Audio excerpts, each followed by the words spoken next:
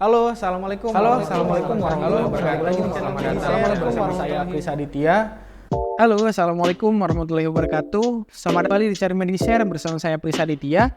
Seperti biasa di channel ini kita akan berbagi informasi tentang berbagai hal yang berhubungan dengan kesehatan umum serta isu-isu kesehatan yang sering kita temukan di masyarakat.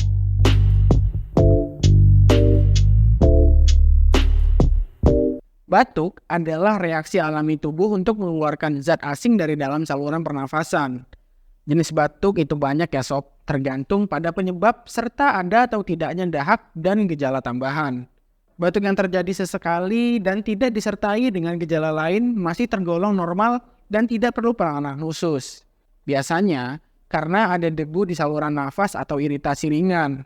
Nah, kali ini kita akan membahas tentang berbagai macam batuk. Banyak orang menyangka kalau batuk adalah disebabkan oleh flu atau pilek saja.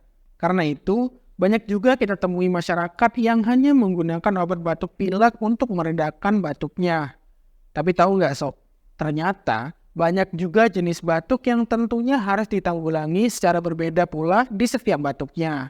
Dan tidak serta-merta setiap batuk itu bisa disembuhkan hanya dengan obat batuk biasa. Jadi, apa sajakah jenis-jenis batuk itu? Yuk kita bahas.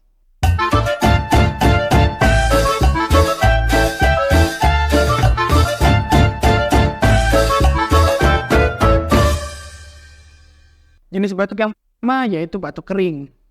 Batuk kering adalah batuk yang tidak disertai dahak. Biasanya pada batuk ini tenggorokan terasa kering, gatal, dan nyeri. Apabila kambuh di malam hari, batuk kering dapat membuat penderitanya jadi susah tidur karena tidak bisa menahan batuk yang terus-menerus. Ada banyak kondisi yang dapat menyebabkan batuk kering, antara lain asma, infeksi virus, alergi, asam lambung, dan COVID-19. Jenis batuk yang kedua yaitu batuk berdahak. Batuk berdahak adalah batuk yang disertai dahak atau lendir. Kondisi ini bertujuan untuk mengeluarkan dahak dari saluran pernafasan agar dapat bernafas dengan lega. Batuk berdahak bisa disebabkan oleh penyakit tertentu seperti infeksi di saluran pernafasan, infeksi paru-paru, alergi, asma, atau GERD. Selain itu, kebiasaan merokok, konsumsi minuman berkafein atau beralkohol, atau berada di tempat yang udaranya terlalu kering bisa menyebabkan berdahak. Jenis batuk yang ketiga yaitu batuk pilek. Selain lendir atau dahak di tenggorokan, batuk juga disertai keluarnya lendir di hidung. Nah sob, jenis batuk yang disertai hidung meler atau pilek ini dikenal dengan istilah batuk pilek atau bapil.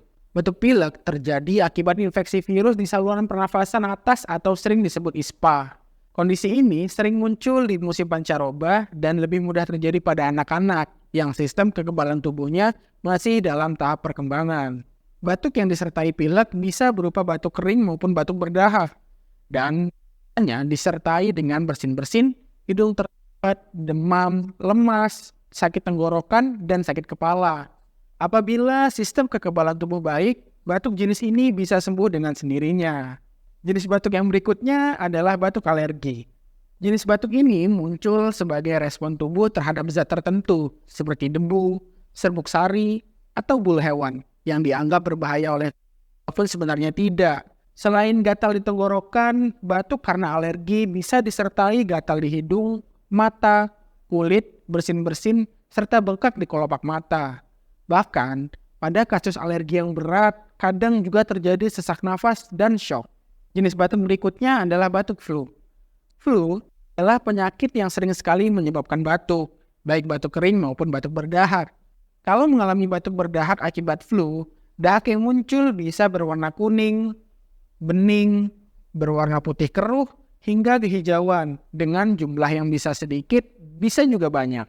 Jenis batuk yang berikutnya adalah batuk Crohn.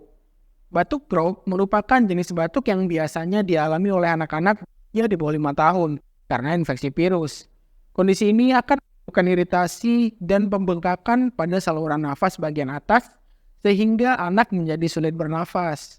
Batuknya akan terdengar seperti gonggongan anjing karena pembengkakan menimbulkan suara serak dan nafas melengking. Saat dialami dalam kasus yang parah, batuk-batuk akan membuat pengidapnya pucat dan kebiruan. Jenis batuk yang berikutnya adalah batuk rejan. Batuk rejan adalah kondisi yang dikenal dengan istilah pertusis, yaitu jenis batuk yang disebabkan karena infeksi bakteri.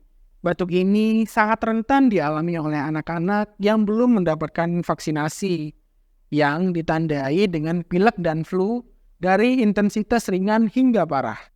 Pengidapnya dapat menularkan penyakit ini pada orang lain 2 minggu setelah terinfeksi. Jenis batuk berikutnya adalah batuk paroksismal.